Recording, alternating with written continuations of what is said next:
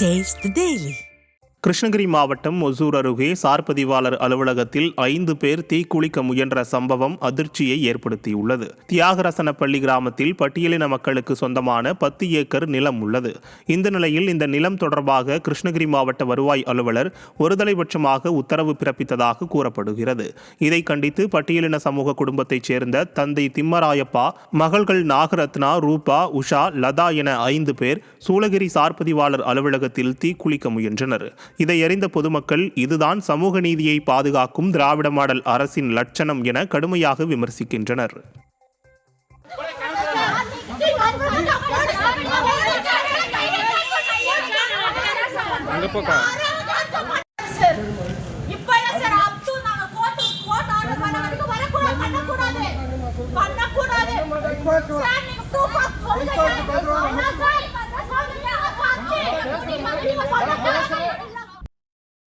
கள்ளக்குறிச்சி மாவட்டம் கல்வராயன் மலை அருகே புதிதாக போடப்பட்ட தார் சாலை தரமற்ற நிலையில் இருப்பதால் பொதுமக்கள் அவதியடைந்து வருகின்றனர்.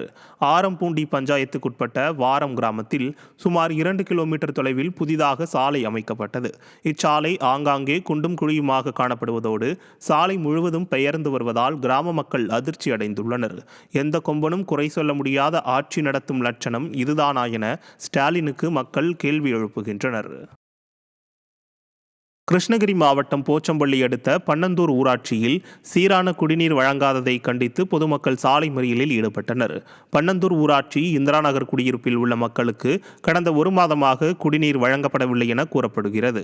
இதற்கு மாற்றாக வெளியிலிருந்து தண்ணீர் பிடித்து அருந்தியதால் பலருக்கும் காய்ச்சல் பாதிப்பு ஏற்பட்டதன் காரணமாக ஆத்திரமடைந்த பொதுமக்கள் சீரான குடிநீர் வழங்கக் கோரி பன்னந்தூர் இருமத்தூர் சாலையில் அரசு பேருந்தை மறித்து மறியலில் ஈடுபட்டனர்.